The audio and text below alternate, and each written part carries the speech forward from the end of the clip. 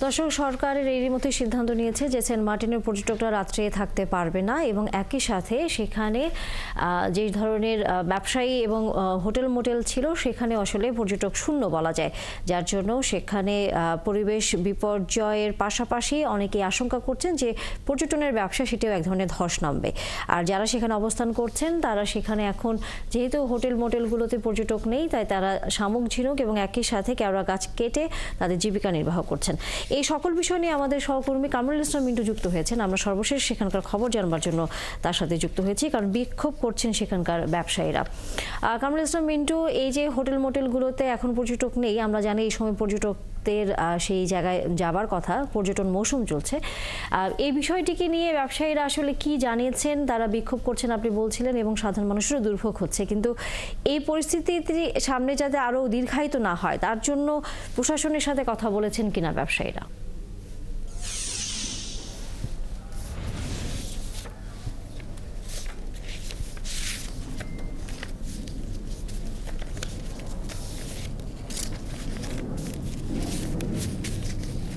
কিন্তু আপনার কথা আমরা শুনতে পাচ্ছি না, আপনার ডিভাইস। সবাই কিন্তু এখানে যারা আন্দোলন করছে তারা হচ্ছে যে সেন্ট মার্টিনের সাধারণ মানুষ, সবাই সেন্ট মার্টিন থেকে আসছে। সকাল থেকে ডিসি অফিসে গিয়েছে, তারা হচ্ছে মিছিল করেছে, বিক্ষোভ করেছে, কেউ তাদের ডাকে সাড়া দেয়নি। শেষ পর্যন্ত বাধ্য হয়ে কক্সবাজারের যে কলাতলি পয়েন্ট আছে, সেই কলাতলি পয়েন্টে এসে তারা অবরোধ করেছে, সমস্ত গাড়ি বন্ধ। তারা এখানে কাফনের কফিন পরে তারা হচ্ছে এখানে অবস্থান করছে। তাদের দাবি হচ্ছে যে সমস্ত সিদ্ধান্ত নেওয়া হয়েছে সেন্ট মার্টিনকে নিয়ে সেটা প্রত্যাহার করতে। আমরা শুনে নিব সেন্ট মার্টিনের একজন বাসিন্দা আছেন, আপনারা কোন দাবিতে এখানে এসেছেন।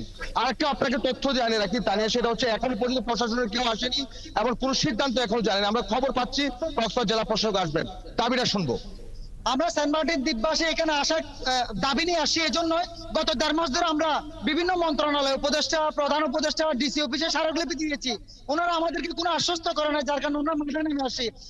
আমাদের আয় রুটি সব বন্ধ করে দিয়েছে। সেন্ট মার্টিন দ্বীপবাসী পর্যটনের সাথে রিলেটেড। আমরা দ্বীপবাসী এখন দুর্ভিক্ষের ধার প্রান্তে।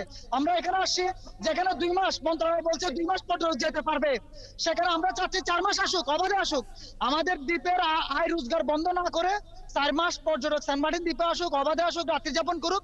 বাকি 8 মাস সেন্ট মার্টিনকে পরিবেশ সম্মত করার জন্য যা যা করণীয় মন্ত্রণালয় যে সিদ্ধান্ত নেবে আমরা সেই। এখন তো কেউ আসে না, যদি প্রশাসনের কেউ যদি না আসে সেক্ষেত্রে আপনাকে এভাবেই থেকে যাবেন এখানে কি? আমাদের মুরব্বীরা যারা বড়জনরা যারা আছেন বা আমরা সেন্ট মার্টিন থেকে যারা আসি, আমরা তো অবশ্যই এখানে থেকে যাবো। আমরা তো একটা আশ্বস্ত না পাওয়া পর্যন্ত এখানে অবস্থান করব, কারণ আমরা গত 1.5 মাস ধরে কোনো সুখবর পাইনি। আমরা প্রশাসন বা মন্ত্রণালয় থেকে কোনো সিদ্ধান্ত না আসা পর্যন্ত আমরা এখানে অবস্থান করব। অবরোধ চলছে, মানুষের দুর্ভোগও পাচ্ছে তানিয়া। দু প্রান্ত থেকে সমস্ত গাড়ি বন্ধ আছে। কক্সবাজার পর্যটন স্পট, এখানে পর্যটকরা আসেন, সবকিছু মিলিয়ে খুব একটা উদ্ভট পরিস্থিতি তৈরি হয়েছে। এবং যারা সেন্ট মার্টিন থেকে আসছেন তারাও কিন্তু দুর্ভোগে আছেন, কারণ তাদেরকে আবার ফিরতে হবে। প্রশাসন যদি আসে তখন হয়তো বা একটা সমাধান আমরা পেতে পারি। অসংখ্য ধন্যবাদ কামরুল ইসলাম মিন্টু, আপনার মাধ্যমে আমরা বিক্ষোভ করছেন সেন্ট মার্টিনের ব্যবসায়ীরা।